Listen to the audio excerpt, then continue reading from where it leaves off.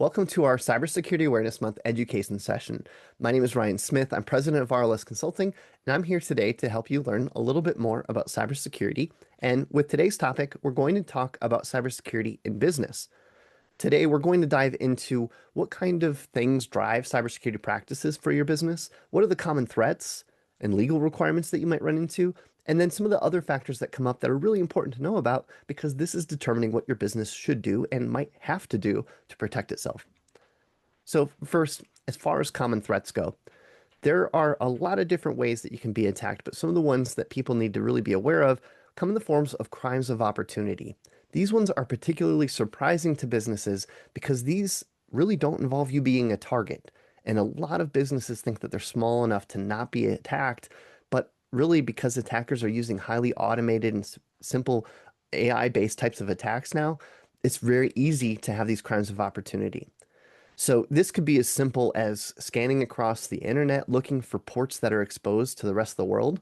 So this happened a lot in COVID time when people turned on remote access for people working from home, and attackers were really able to find those access points because they weren't set up securely. So they were able to get right into environments. So this doesn't allude to any knowledge of your business, just the fact that you have a vulnerability there that they can find and attack and that they're looking for. And so we want to really watch for these crimes of opportunities. These are areas where there's high likelihood related to an attack because things are easy to detect, easy to attack, and attackers are aware of them, and maybe we don't have a lot of protection in place. A great example of that would be phishing emails. It's very simple to get a list of emails and blast out email messages to people, but now we also have tools like AI where more research can be done to really make these email attacks even more sophisticated. So while it might feel like we're not really a target, if you have an email address and you have technology, attackers can find you. The other part of it would be scanning for weaknesses in your technology. Like I gave you the example of remote access points. We need to think about those things that are really exposed publicly. Those are the easiest to detect, and these can really welcome a crime of opportunity to happen for you. So watch for that low-hanging fruit. The other part of it would be targeted attacks. These are things where somebody's really actually identified your business as a threat. Maybe it's because a crime of opportunity was successful and now you're on the radar. In other cases, it might be because of other factors related to your business. Maybe there was another breach affiliated with you or a person, and now they decided to investigate that. Maybe something happened in the news. There's funding that's been added to your business and been reported out on social media. Now people are looking at that. Or maybe you're just in an industry that's highly targeted. This is where you see more specific types of attacks like spear phishing, where it's really targeting a specific person and really using a lot more personalization in that attack, or other types of social engineering where it could even involve phone calls. And we've seen that in a lot of attacks over the years. And I think this is only going to continue with the use of AI and other similar tools. But we want to watch for those targeted attacks. The other category that I'd throw threats into would be third-party related breaches. Now, this could be because somebody that you're a partner with had an attack and now you got pulled in. So there's an integration sometimes between pieces of technology. And if one technology partner has a problem, sometimes it can trickle down into others. The other side of it could even just be related to a supply chain. Now, whether you're part of a manufacturing supply chain or if there's just other businesses you depend on, if there's an outage or downtime within a third party, that can seriously affect you and your business. It might not mean for an attack, but it can have other disruptions to you. So we need to think about these core threats that we have out there, whether it's a crime of opportunity, we're really targeted, or if somebody next to us was targeted and hit somehow. These are things that are threats that businesses have to be prepared for. And as far as the response to it, all comes down to the level of risk and the things that they want to do to address it, which we'll get to in just a moment. The other factor that starts to determine what a business might do comes into the legal requirements. Now, there are laws out there today that do define things that businesses need to do proactively to protect data. So these data security laws might have really specific things that they say that a business needs to do. This could depend on your industry. It could depend on the state that you operate in. And there's different levels of this. So it's all going to vary. There are some general laws in some states that say any business operating in that state needs to practice reasonable security. And so this is really going to be important for businesses to show that they're doing what's reasonable based on their level of risk. But in some cases, they might have very specific things they need to do. The other legal requirements can come around data privacy. So if you have sensitive data, there are certain things out there that protect consumers. And this could either have to do with how you notify them about the use of their data, or if there's other practices you have to disclose. And it all comes down to these consumer rights. In a lot of cases, we're starting to see more and more where if a person wants to have their data deleted or understand what data they have, there might be certain things that you have to fulfill around that. And then, of course, if you have a cyber attack, all states have breach notification laws that run through the attorney generals. So any business that has sensitive data on consumers out there might have to notify not just the consumers that were affected, but also the attorney generals of the states that that person lived in. And so it can get really difficult to identify all of this, but there are certain things that need to happen, including the notifications. You might have to do investigations, provide reports, and save some of that information. You want to be able to show that you were able to understand what happened in the attack and the extent of what data was accessed, so that way you can tell people what happened with it. So depending on the business you're in and the types of data you interact with and maybe the different states that you operate in, these all three areas can really vary, but it's usually going to be around proactive things you need to do, things that you need to tell people about with the data, and then things that might have to happen if you've had an attack.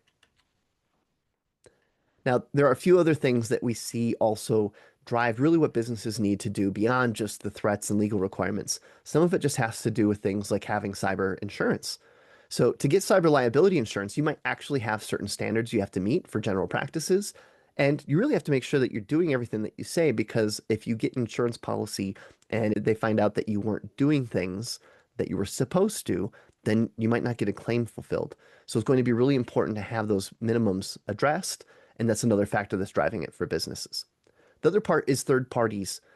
As we mentioned, there's a third party risk component of it. So your partners are probably trying to make sure that they're protected from a breach that might happen in your business. So that might include contractual agreements or other standards that they expect you to have as a partner. So if you want to be able to get partners with your business and either integrate technology or be a part of their supply chain in that sense, you need to make sure that you're protected too. The other part would be just your general risk tolerance.